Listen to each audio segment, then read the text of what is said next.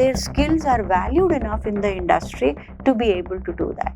See, the difference between a regular BBA and a BBA in branding and advertising is many of our students on their own are able to get live projects.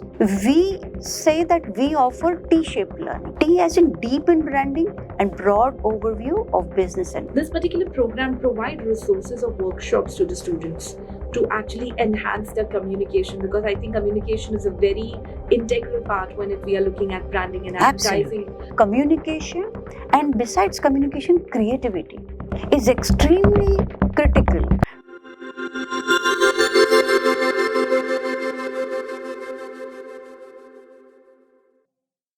Hi everyone, I'm very happy to introduce you all to Dr. Kiran Desai, the Associate Dean at NMIMS School of Branding and Advertising. Dr. Desai holds a PhD in Management Studies from NMIMS University and an MBA in Marketing from Gujarat University and a BSc in Mathematics from Saurashtra University. With over 13 years of teaching experience, she specializes in marketing and consumer behavior with a strong focus on building brands. Dr. Desai has received several honors, including the Best Research Paper Award in 2013, and she led a student team that became global semi-finalist in the Google Online Marketing Challenge in 2016. And I'm very glad. Let's join me in welcoming Dr. Kiran Desai. Dr. Kiran Desai, thank you so much for joining for this particular session. And I have some, good questions for you, which would actually, from the perspective of the student and parent community. And I hope, with the answers, we are able to help the student and parent community. Okay. What I want to understand from you is what exactly is the overview, or if you can provide an overview of the program, which is BBA Branding and Advertising. That would be very helpful. Thank you. Thank you very much for having us and talking to me. I represent NMIMS School of Branding and Advertising, and we offer Bachelors of Business Administration in Branding and Advertising. And what this course does is that it offers a specialization in branding, but it covers marketing because branding emerges from marketing. It also covers subject in business administration, which means the candidate, the student, gets a deep dive in branding and a broad understanding of marketing and business management. So many of our students are as good at marketing, as good at business administration. We cover subjects like economics, we cover principles of management, we cover Microsoft Excel, strategic management, all that. That means unless you are good at managing a company, you cannot understand what are the marketing objectives. Unless you have a good understanding of marketing, you cannot understand the branding objectives. So therefore, all three are actually interconnected. We say that we offer T-shaped learning. T as in deep in branding and broad overview of business and marketing. That's what we do. Thank you so much. I think that was very, well put up. My next question to you is about the practical learning. Okay, is there any kind of a capstone project which kind of gives students, a little practical knowledge? When I say capstone project, I'm also asking in regards with if there is any kind of thesis which is required, any kind of research which is required. Also, can you give an example of those particular projects or capstone projects which the students are doing and how exactly it is helping them? Sure. So, if we talk of our students, there are three kinds of outcomes that can happen as part of our learning. And Capstone is connected to that. So, one outcome can be that the student may go abroad for higher learning.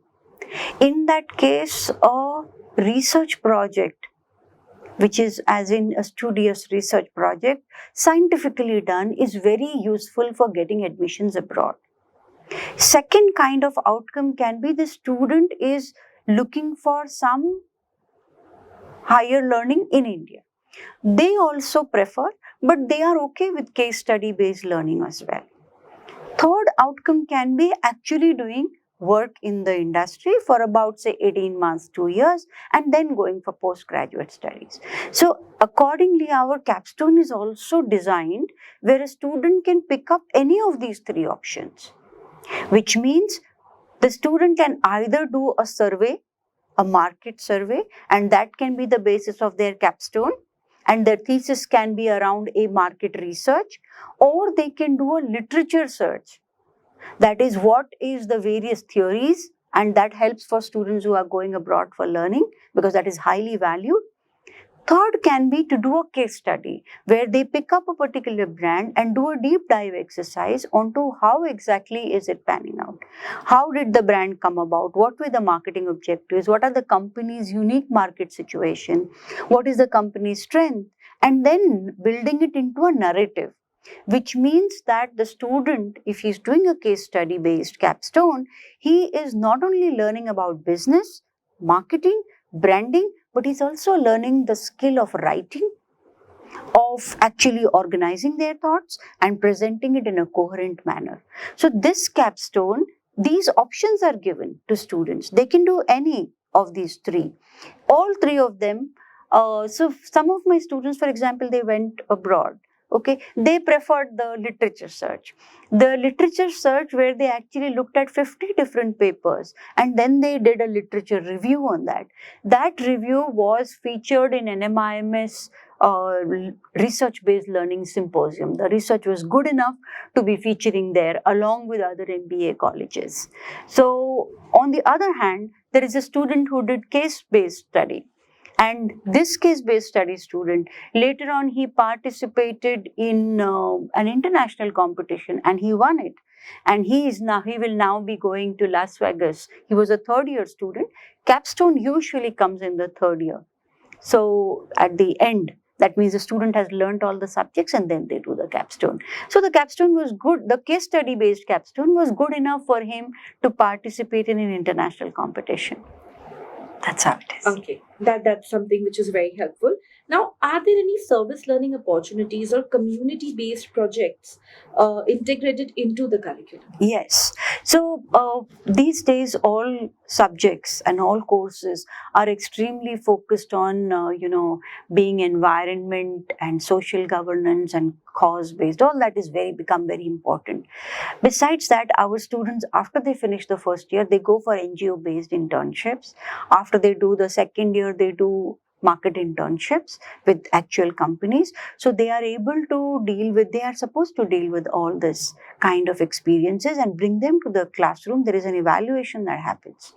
As far as service-based, I just wanted to ask you, are you talking about any internships or service outside? Yes. So, see, the difference between a regular BBA and a BBA in branding and advertising is that many of our students on their own are able to get live projects as well as they do some work, outsourced work on their own. We don't help them, they do it on their own, which means that their skills are valued enough in the industry to be able to do that.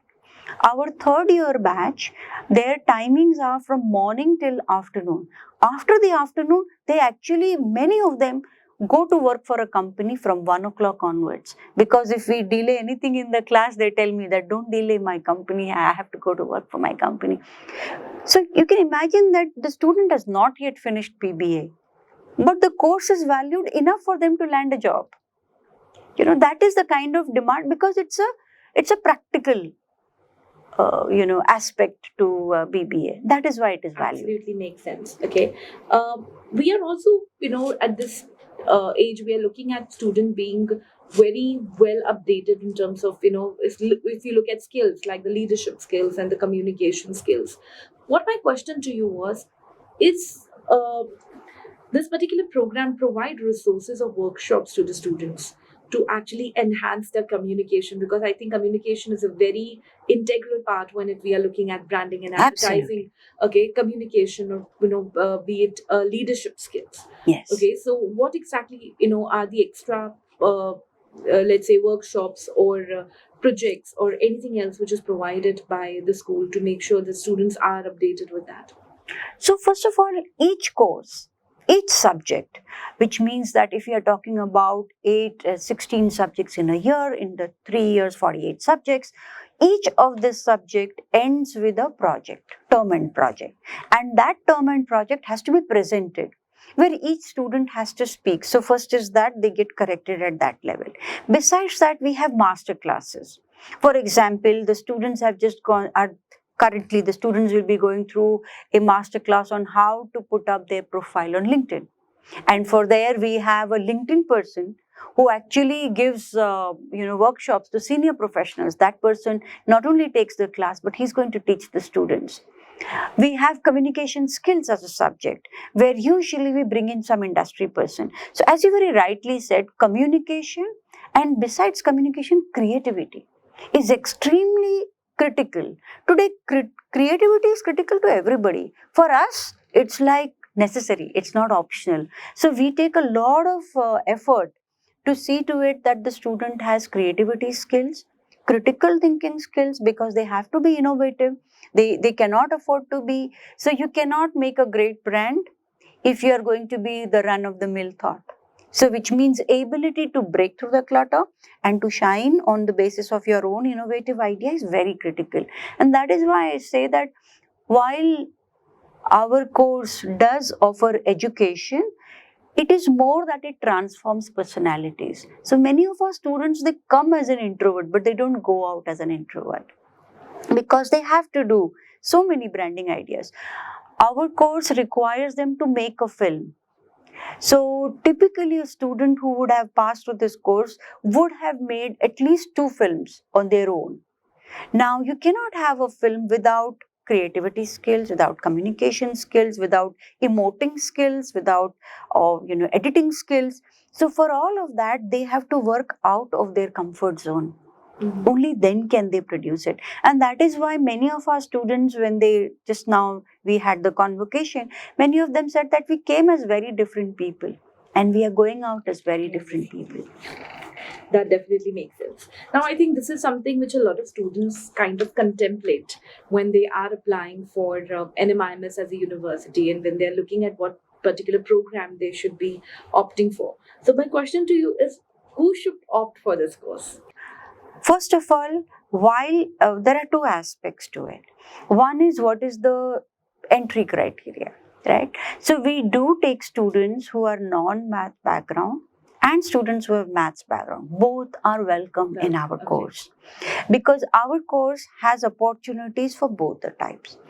If the student is a non-math background, he gets ample opportunities to hone their creative skills, logical reasoning, critical thinking, communication skills, and thereby make great branding professional. If the student has mathematics as a background and is good at that, in that case, the entire industry is witnessing a big surge. There's a double-digit growth in digital marketing. And therefore, the mathematics skills actually helps. So we have courses like we start off with Excel, but we also do social media marketing. We do marketing analytics that requires mathematical skills. We also have AI in advertising that also requires numerical skills. So we do have scope for both these students. Fantastic. And what would you say is the outcome of this particular course? Sure. So if I were to speak of my students, the kind of jobs that they are getting in large branding firms, in branding startups, they are also going and working with product-based companies who have brands and therefore need a skilled person to make the brands.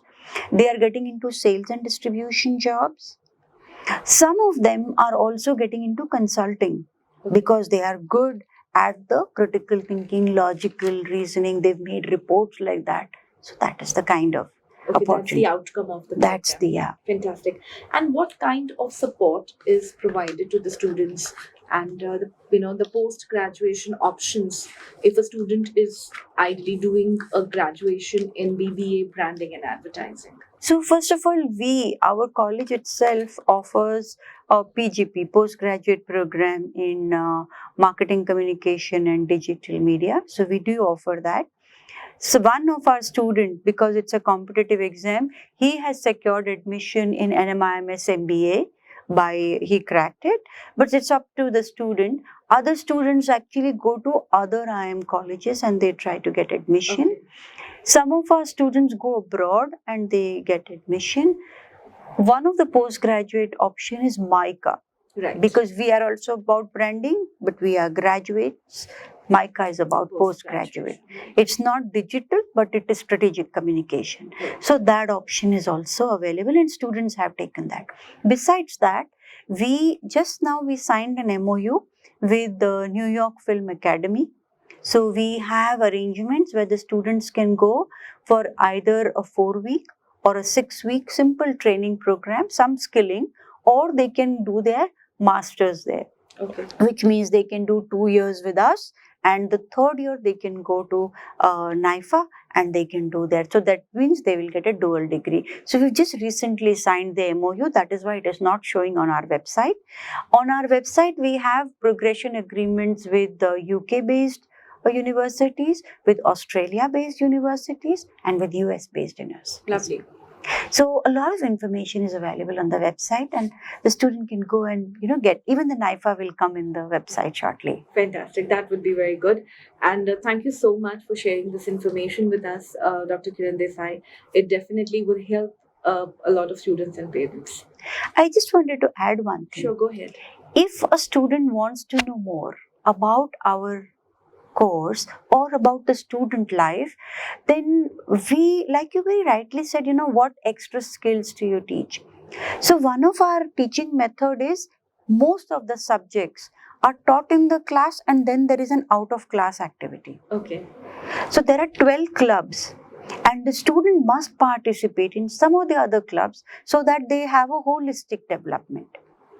Now, as that club activity is reflected in SOBA snippets. Mhm. SOBA snippet is a publication run by the students which will cover all club activities, Mhm. which will also have the businesses that our students run on their own. So there is a SOBA startup page. Then there is a SOBA faculty page. So what happens is, just by going on our website and clicking on that month's SOBA snippet, a student can get a good idea of what exactly to expect in the college. And many of our many of our current students have told me that's how they decided whether to come to SOBA. Fantastic. I'm sure with this information, student would definitely go on the website and would look at it. Thank you so much for Thank you. doing this for us. And Not at thank all. you. Thank you for having me.